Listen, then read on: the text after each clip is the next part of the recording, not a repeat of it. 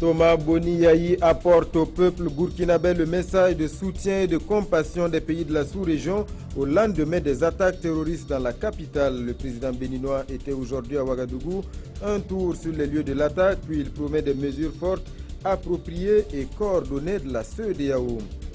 Après l'assaut mené avec succès samedi matin, les unités d'intervention ont laissé la place à la police judiciaire. Beaucoup de questions attendent encore réponse. Les enquêteurs burkinabés passent la scène de l'attaque au peigne fin. Ils ont reçu le soutien de spécialistes français et américains. Constat sur place dans un instant. Où sont Arthur Kenneth Elliott et son épouse Jocelyne? Ce couple de médecins australiens installé à Djibouti depuis plus de 40 ans a été enlevé dans la nuit du vendredi 16 au samedi 17 janvier. Le procureur s'est exprimé sur les premiers éléments de l'enquête sur place à Djibouti. C'est la consternation, le point dans ce journal. Et puis à peine annoncé, on peut le dire, le nouveau gouvernement a été cueilli à froid, confronté à ces terribles épreuves avant même d'avoir pris service. C'est aujourd'hui que les ministres commencent à prendre leur quartier dans leurs ministères respectifs. Passation de charges en cascade et pour chacun d'eux, il n'y a plus une minute à perdre pour répondre aux immenses attentes des Burkinabés. Voilà pour la une de ce journal. Mesdames et messieurs, bonsoir et bienvenue. La CEDEAO ne compte pas laisser impunis les attentats de Ouagadougou. Ce sont les mots du président béninois. Thomas Boni Yayi était à Ouagadougou aujourd'hui pour apporter un message de soutien et de compassion des pays de la sous-région au peuple burkinabé. Il est question d'une riposte appropriée et coordonnée. Boni Yayi s'est rendu sur les lieux des attaques sur l'avenue Kwame Nkrumah, Alidou Badini et Draman Guéné. La première visite présidentielle de compassion à la douleur du Burkina est venue du Bénin. Yayi Boni est au Burkina non seulement au nom de son peuple, mais aussi au nom de la CEDEAO. Dès l'aéroport, le président béninois annonce que la communauté internationale est solidaire avec le peuple burkinabé. Par conséquent, une session extraordinaire de la CEDEAO est en préparation avec une ébauche d'ordre de jour. Les accords d'Alger doivent être respectés. Et ça, nous serons intraitables sur cette question-là. Les accords d'Alger doivent être traités. La question de la Libye, etc., est bien remise sur la table à l'ordre du jour au niveau du Conseil de sécurité et que nous, par la suite, naturellement, que nous puissions lancer un appel pour une concertation internationale. Ce que nous avons déjà fait ne suffit plus parce que l'ennemi est en train de changer de stratégie. Nous aurons l'occasion d'ouvrir, disons, les débats pour passer directement aux actions. Sur le lieu du drame, c'est la consternation chez l'émissaire de la CEDEAO. Je suis dépassé. Je suis dépassé. Ce qui me reste maintenant, Monsieur le Président et chers amis, chers frères, je vous demande avec beaucoup de respect de transmettre nos condoléances aux parents des victimes, nos condoléances les plus attestées, et souhaiter un prompt rétablissement aux blessés. Mais je pense quand même, dans tous les cas de figure, ce genre d'acte, il nous revient maintenant de nous préparer et d'apprêter une riposte appropriée. Pour le président du Faso, le Burkina reste mobilisé pour combattre l'insécurité avec les moyens de bord. Toutefois, face à de telles terreurs, il faut nécessairement mutualiser les forces. C'est un phénomène transfrontalier. Ça ne concerne pas simplement que l'Afrique de l'Ouest. Et je crois que nous sommes dans une guerre asymétrique et il faut que nous puissions former également notre armée à ce nouveau type de combat. Roch Marc-Christian Kabouri assure que son gouvernement prendra des dispositions nécessaires pour assurer un climat d'affaires sécurisé à tous les investisseurs. Et puis, depuis la fin de l'assaut lancé par les forces de sécurité samedi matin, c'est la police judiciaire qui a investi les lieux des attaques terroristes. Une cinquantaine d'officiers de police judiciaire sont à pied d'œuvre pour apporter des réponses aux nombreuses interrogations. Un minutieux travail de recherche est en cours. Les enquêteurs burkinabés sont soutenus par des spécialistes français et américains. Le point avec Mokhtar Ouedraogo et Drissa Serré. La police judiciaire est à pied d'œuvre depuis 72 heures pour faire la lumière sur les attaques terroristes du vendredi dernier. Elle a installé son quartier général à l'hôtel Splendide. En face de la piscine, la salle de conférence abrite les travaux des secrétariats. Là se font la réception des plaintes, l'audition des victimes et des rescapés blessés des attaques. Dans une salle à côté se fait l'analyse des vidéos pour identifier les occupants et les assaillants de l'hôtel. Parallèlement à ce travail, des officiers de police judiciaire font des constatations sur la scène du crime. On relève des indices permettant de comprendre le mode opératoire des assaillants.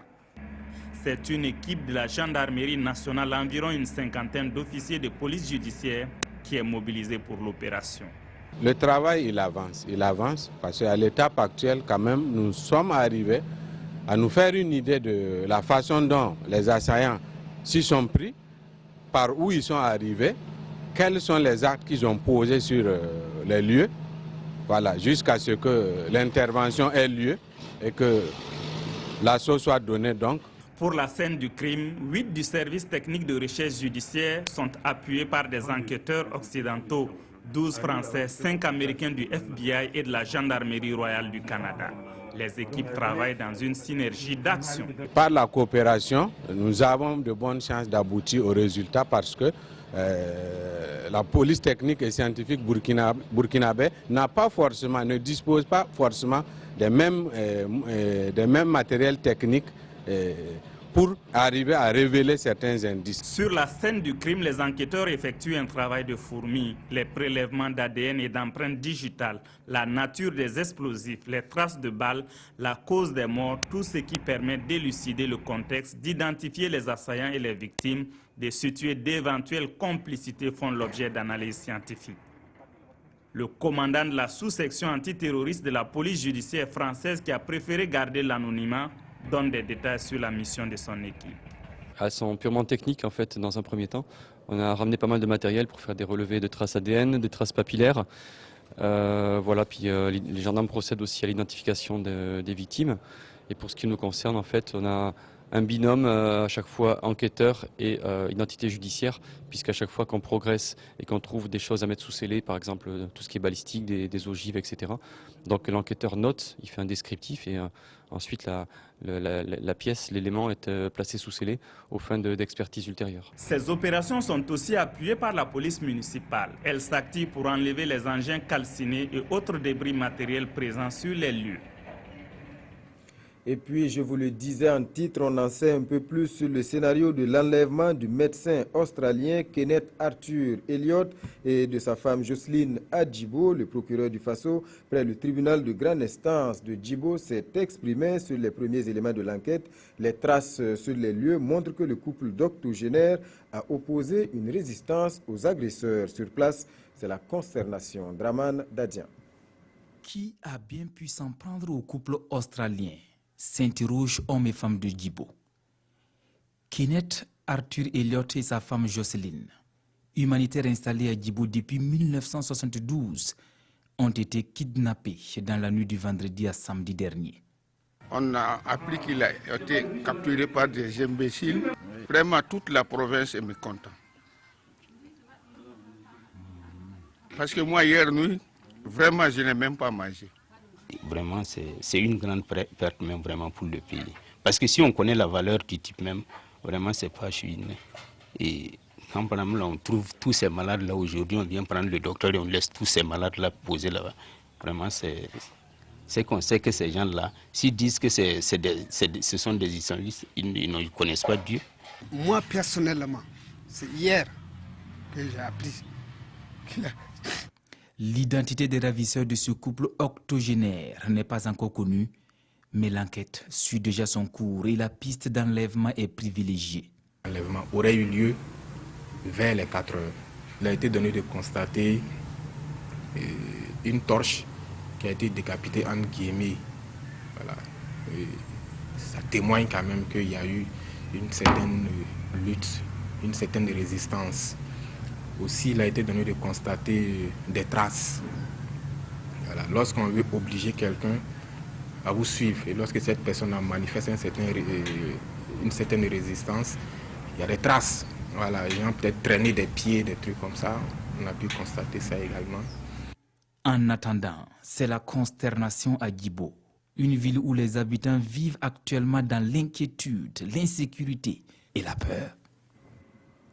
Et puis à présent, ce témoignage, il est taximan et ce vendredi 15 janvier, au moment de l'attaque, il était sur l'avenue Kwame Nkrumah, à quelques mètres du café Cappuccino. Il a bien voulu se confier, mais a souhaité garder l'anonymat. Nous avons choisi de l'appeler Max. Témoignage recueilli par Moussa Ouedraogo et Nathalie Sawadogo. J'étais arrêté devant Cappuccino, puisque je venais juste de déposer un client. Je suis parti garer ma voiture au niveau de la Banque Atlantique qui est sur l'immeuble de Splendid.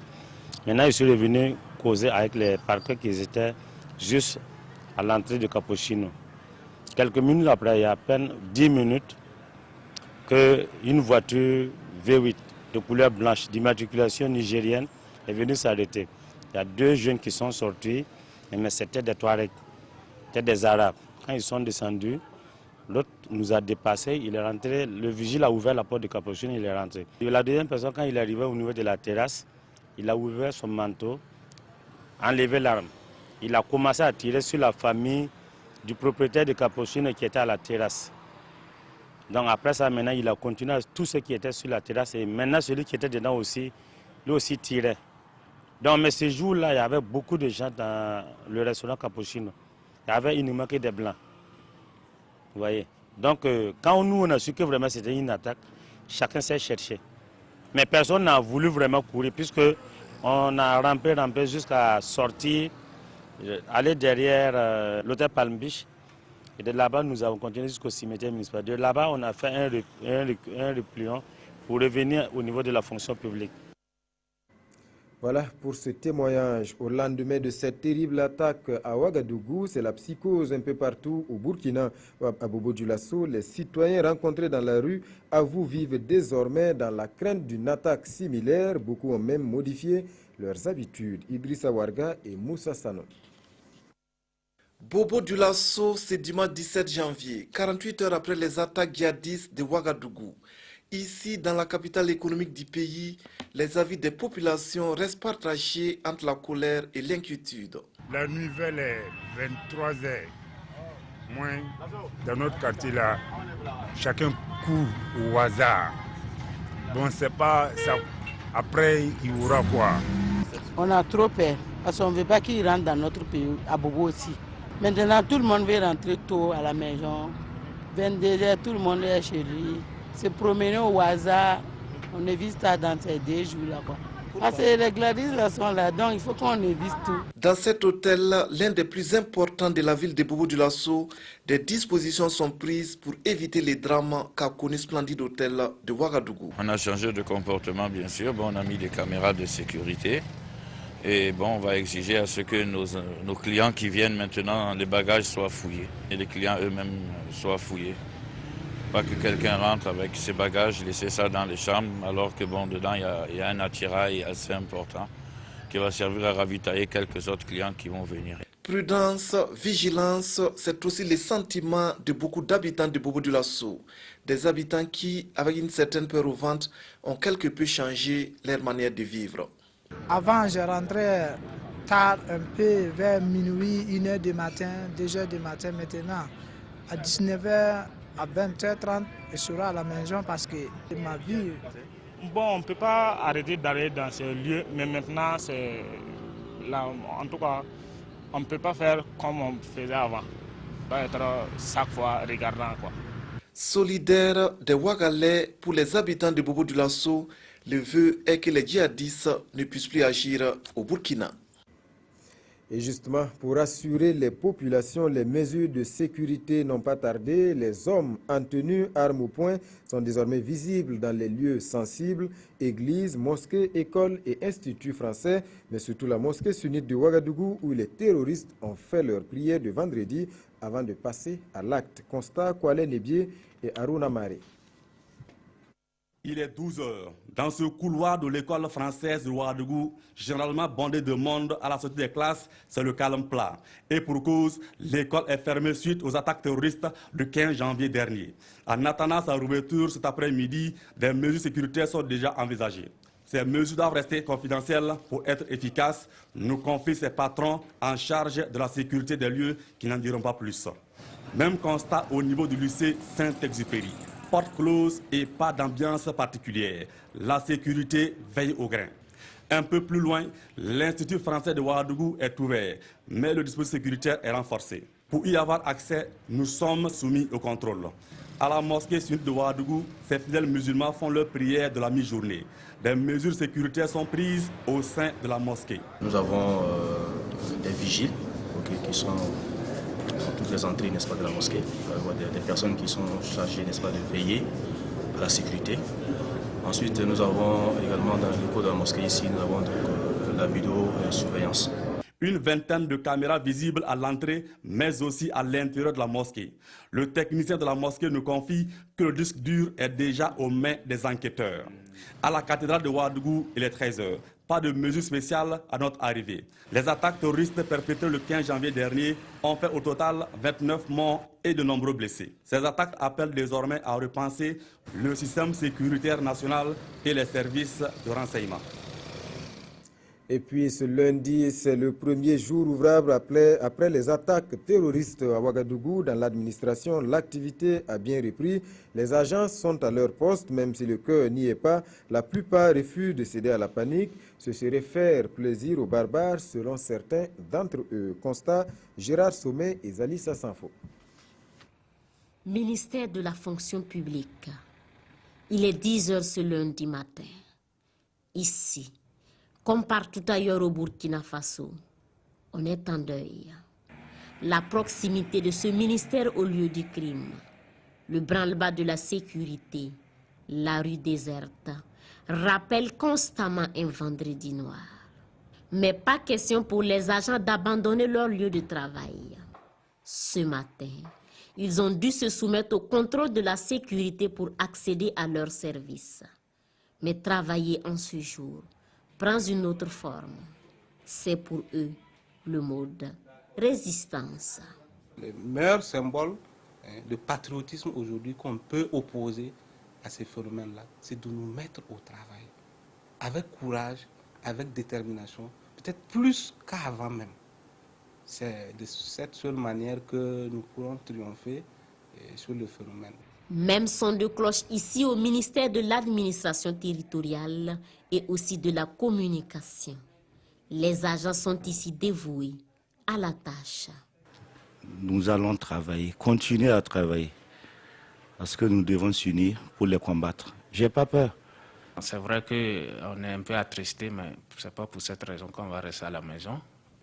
Travailler, servir la nation, ils s'étaient engagés à le faire. Mais pour eux, aujourd'hui plus que jamais, c'est la voie trouvée pour vaincre les forces du mal et prouver leur amour à la patrie. Même constat aujourd'hui au marché de Zabdaga, situé à quelques centaines de mètres seulement des lieux de l'attaque. Les activités marchandes ont également repris. La peur est là selon certains commerçants, mais il faut bien gagner sa pitance. Reportage toujours de Gérard Sommet et Zalissa Sanfo.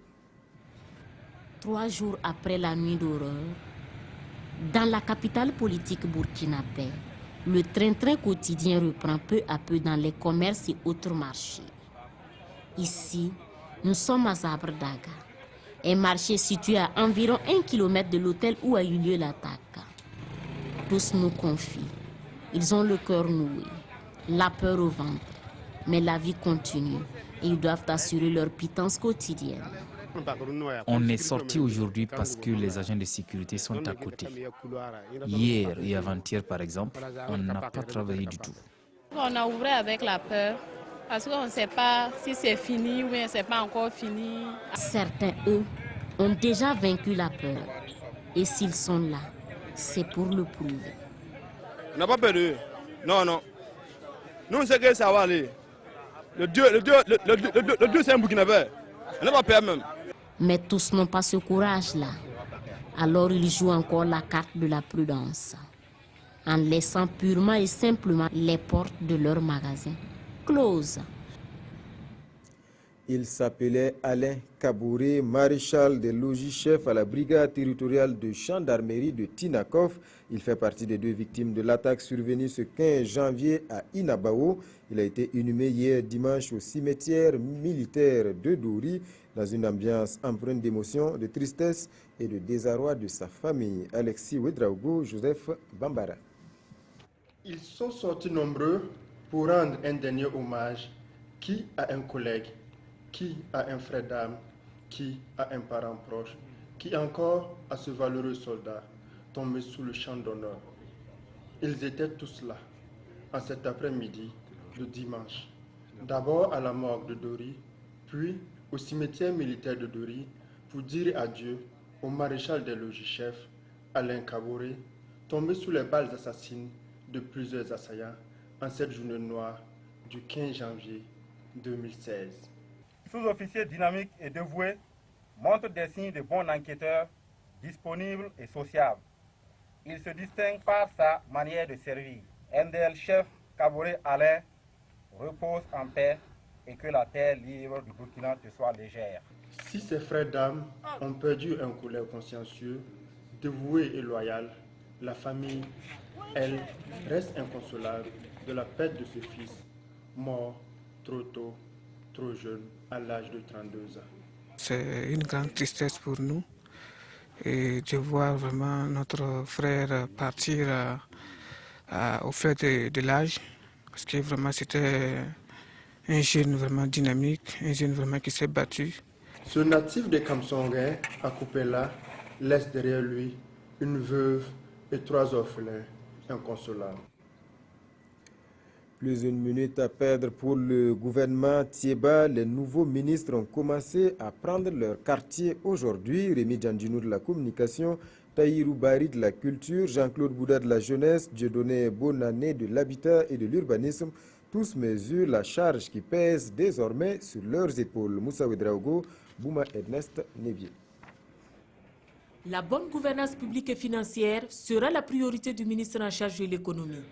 Installé ce lundi matin, Adizatou Rosine Koulibaly s'engage également avec la complicité du ministre délégué chargé du budget et de la secrétaire d'État en charge du développement du territoire à faire du département un exemple dans la lutte contre la corruption. L'exemplarité également prônée ici par les 2 ministres qui se partagent désormais le secteur du transport et des infrastructures. Éric Bougma des infrastructures et Souleymane Soulama du transport, de la mobilité urbaine et de la sécurité routière souhaitent briser l'enclavement interne et externe du Burkina Faso. Le développement numérique et des postes incombe à Suzanne Sana. Le rayonnement du secteur des postes est l'une de ses priorités. Le secrétaire général du gouvernement a aussi installé ce 18 janvier 2016 le docteur Smaïla Ouedraogo dans ses fonctions de ministre de la Santé. Le nouveau ministre promet de mettre l'accent sur la prévention des maladies pour une bonne santé des populations. Pour l'heure, il compte veiller à une meilleure prise en charge des blessés de l'attaque terroriste du vendredi 15 janvier 2016. L'homme des victimes de cette attaque a plané tout au long de la vague d'installation.